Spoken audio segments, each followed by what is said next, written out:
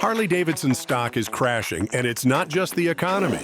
Across the country, protests are exploding. Riders are furious. And a growing anti-woke movement is taking aim at the brand they once loved. How did it get this bad, and can Harley survive the backlash it triggered? Harley Davidson isn't just facing a dip in sales or a bad quarter. It's facing a full-blown identity crisis fueled by cultural backlash. And it's not just Wall Street that's reacting anymore. It's the riders themselves. The same riders who built Harley into a legend are now joining a rising anti-woke rebellion. Today, we're breaking down how Harley's shift toward woke branding backfired massively, and why the riders' backlash is threatening to tear the company apart from the inside out. Stick around, because what's happening behind the scenes is even crazier than you think. So, how did Harley Davidson start losing its way? For decades, Harley Davidson was untouchable. They survived wars, economic crashes, and massive cultural shifts that crushed other brands.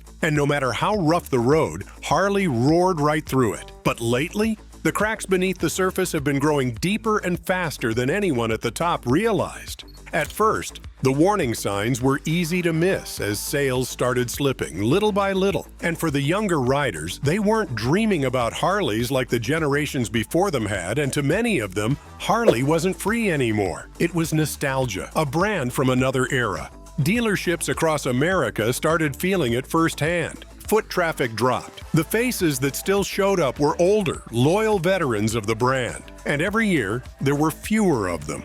Meanwhile, unsold bikes started stacking up in showrooms, a quiet reminder that Harley's golden years might be fading. Instead of focusing on what made Harley Davidson legendary, that is, its raw grit, rebellious spirit, and unapologetic American attitude, the company's leadership made a completely different decision. They changed direction quickly. They tried to reshape Harley's image into something cleaner, more polished, more progressive, and more socially conscious, hoping it would save the brand. In other words, they leaned into woke branding, and in doing so, they abandoned the very foundation that made riders love them in the first place. Guess what they did next? As it only made the rebellion even stronger. When Harley Davidson saw their traditional market aging, they panicked. Instead of strengthening their loyal base, which are the riders who lived and breathed Harley, they decided to chase a new image. An image they thought would capture a younger, more urban, more progressive crowd. Jochen Zeitz, Harley's new CEO, pushed hard for Harley to modernize it. But it wasn't just about designing new bikes. It was about completely changing the brand's identity. And for the old Harley, the image of rugged, independent riders tearing down endless highways started to disappear. Instead, they launched polished advertising campaigns. They showed young, urban riders sipping espresso in city cafes. Their new videos focused on promoting social change, diversity, sustainability, and green energy. The loud roar of rebellion that once defined Harley was replaced by quiet, polished marketing buzzwords. On paper, it sounded like a smart business idea, same as inside the boardrooms, it was celebrated as future-proofing the brand. But out in the real world, at dealerships, biker rallies, and garages, the reaction was very different. The real Harley riders didn't see themselves in the new Harley. They didn't want a corporate-approved version of rebellion. They didn't want a woke, sanitized version of brotherhood. They wanted the loud, imperfect, unapologetic Harley they had always loved. Instead, riders saw a brand that cared more about being politically correct than about building motorcycles that stirred real passion. And the riders noticed it quickly. The new direction didn't feel real. It didn't feel like something Harley had earned. It felt fake, like a desperate decision made by executives sitting in a boardroom far away from the real roads. And what happened next wasn't exciting, but a backlash. The backlash started quietly. At first, it was just a few angry posts on Facebook, some frustrated videos on YouTube, a handful of boycotts quietly organized at local Harley dealerships. But it didn't stay small for long. Across the country, the anger grew louder. Riders who are Harley's most loyal believers began to organize. They weren't just upset because Harley had changed, but were furious because they felt Harley had abandoned them. The Brotherhood, the lifeblood of the brand, saw the polished woke campaign campaigns, the city-focused ads, and the electric bike push as a direct attack on everything Harley used to stand for. And they responded. Independent rallies sprung up where riders proudly mocked Harley's new direction. Social media movements like hashtag #NotMyHarley and hashtag #SaveTheSoul started trending. And forums that used to be filled with riding tips and road trip stories were now flooded with outrage, disappointment, and one repeating message: this isn't the Harley we built. It wasn't just about motorcycles anymore. It was about trust. It was about identity. And riders felt like Harley had sold out that identity for clout, for corporate approval, for a marketing gimmick. Because Harley wasn't just a brand to them, but was a lifestyle, a brotherhood, a symbol of freedom, rebellion, and the open road.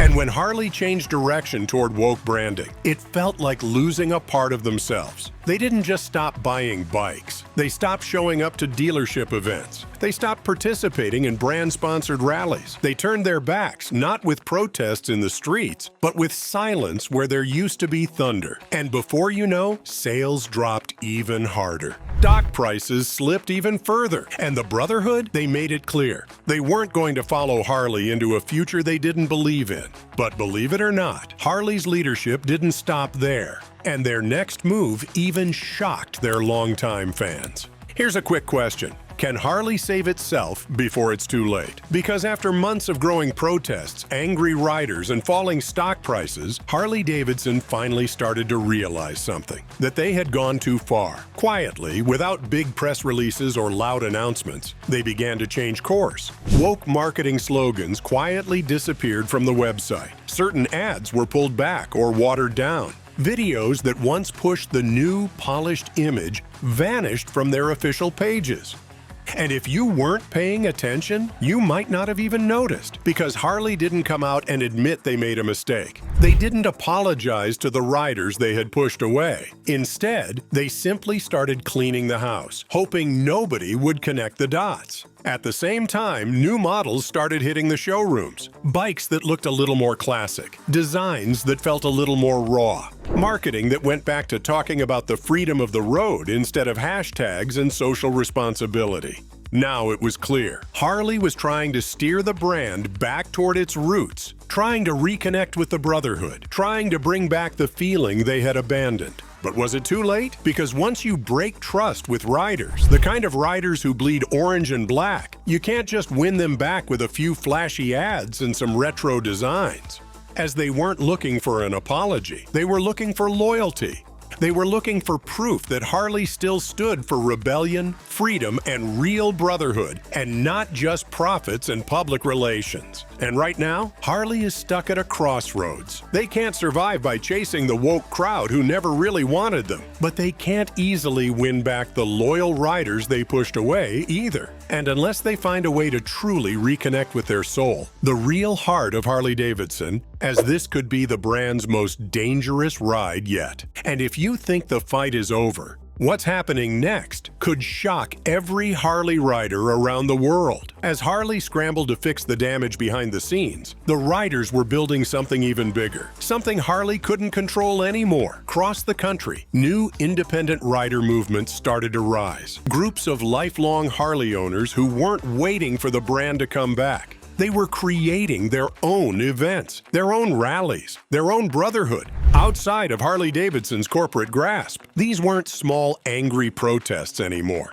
They were full-blown anti-woke communities, biker groups that openly rejected Harley's new polished image, riders who refused to let their culture get wiped out by marketing buzzwords. Social media exploded with photos and videos of real riders wearing patches like "Save Harley's Soul" and "Ride Free, Not Woke." Independent bike events started drawing bigger crowds than some Harley-sponsored shows. For these riders, it wasn't just about bikes anymore. It was about fighting for the spirit Harley was built on. The raw rebellion, the love for the open road, the brotherhood you can't buy or brand. And the more Harley tried to quietly shift back toward its roots, the louder the anti-woke rider movement grew, because the riders had already made a decision. Harley doesn't define them anymore. They define what it means to ride. And whether Harley wakes up or not, the Brotherhood isn't waiting. They're already living the rebellion without permission. But Harley's biggest threat isn't the protests. It's something even more dangerous happening right now behind closed doors. Right now, Harley Davidson's leadership is stuck at a crossroads, and it's even more dangerous than any sales slump or stock drop they've faced before. Because Harley's biggest threat isn't financial, it's cultural. It's about loyalty. The kind of loyalty you can't buy back with discounts, new models, or flashy ad campaigns. Harley spent decades building a brotherhood that could survive anything. Wars, recessions, competition. That brotherhood was unbreakable until now. By chasing woke branding and abandoning their core riders, Harley didn't just risk missing a sales target. They risked losing the very soul of the brand. And once trust is broken at that level, it's almost impossible to rebuild. You can try to lower prices. You can release a throwback bike. You can clean up your website and pretend nothing happened. But the real riders, the ones who carried Harley through a century of battles, they don't forget, and they don't come back easily. Because once the bond between a rider and the brand is broken, it's not just a lost sale, it's a lost legacy. Right now, Harley is facing a storm of its own making. A fight that's not just about business, it's about whether the spirit of freedom Harley once stood for can survive, or whether it'll be just another brand swallowed up by boardroom decisions and marketing mistakes. And if Harley Davidson can't win back its riders, the real brotherhood that built the legend, then it doesn't matter how many bikes they sell next quarter. The brand will never truly be Harley again. Because in the end, Harley doesn't own the Brotherhood owns Harley, and they're riding away fast. Harley Davidson used to stand for something real, something raw, something you couldn't buy in a showroom or fake in an ad campaign. It stood for freedom, for rebellion, for the brotherhood that lived and breathed life on the open road. But today, Harley Davidson isn't just fighting through a bad economy, it's fighting for its soul.